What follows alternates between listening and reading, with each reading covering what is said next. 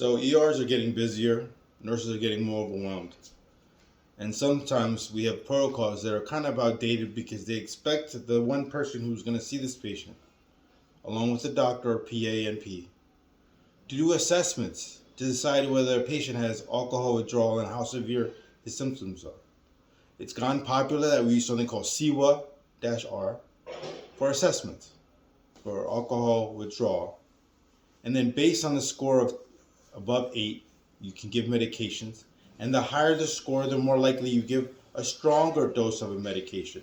IV most likely. If it's sky high, IV with a certain medication, and most likely an ICU admission. But most patients who come in will say they had a drink maybe a few hours ago. Makes it unlikely they're in severe withdrawal unless they drink way heavily and they just dropped off their intake because they couldn't afford it. Or they had no access to it because they were in jail. Or asleep for a long time. You would think if their withdrawal would probably wake them up earlier to fulfill their cravings. Now some patients are so good in coming to the emergency room that they know how to answer the many questions on the CIWA score that has a lot of judgment of how fine the tremor is, how anxious the patient is based on perception, how bad the headache is. Some things are either positively present, auditory or tactile hallucinations, or not present. Either the patient is fibbing, telling an untruth, or telling the truth.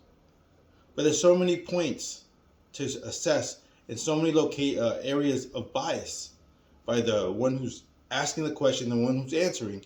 Your score can go from a 6 or a 5 to a 12 or a 13.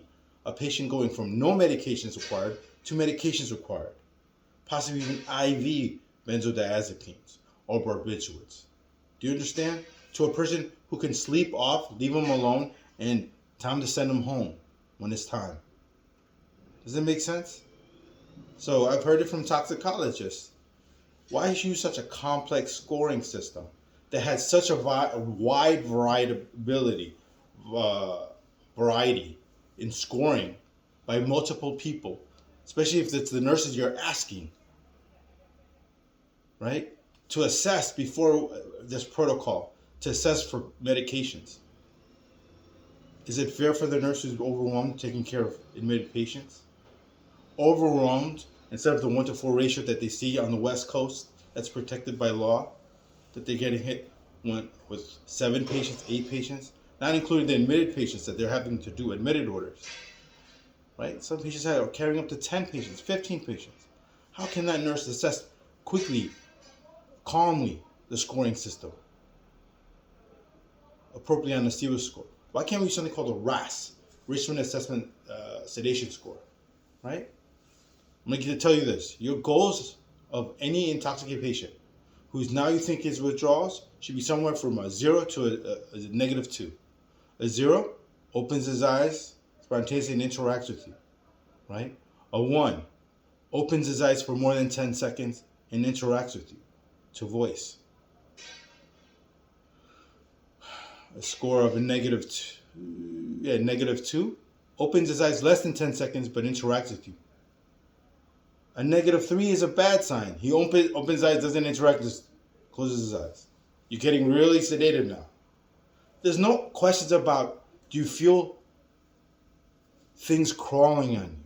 About seeing visual hallucinations? Of saying how bad your headache is? None of that. Does that make sense? Do you really need to ask all these questions if what you're really trying to do is control the hemodynamic vital signs on this patient and chill them out? Not have him bounce off of walls and flipping out and going crazy on you. You understand? You achieve the CNS suppression. And then while you do enough CNS suppression with medications as needed, right? Because the above scores are more agitated, more angry, right? You should try to get the scoring down and keep the patient chill between 0 and -2. Not sedate too much, and not to let them go crazy and blow up the world. That makes sense? So maybe a RASS score should be the best thing that we should accommodate now with overburdened nursing. Make it simpler for the doctors and the nurses for assessment. What achievable goals are in the emergency room for the alcohol withdrawal patient. But other people have to adopt this. ICU, inpatient medical floors. Will everyone buy in? Don't know. Perhaps.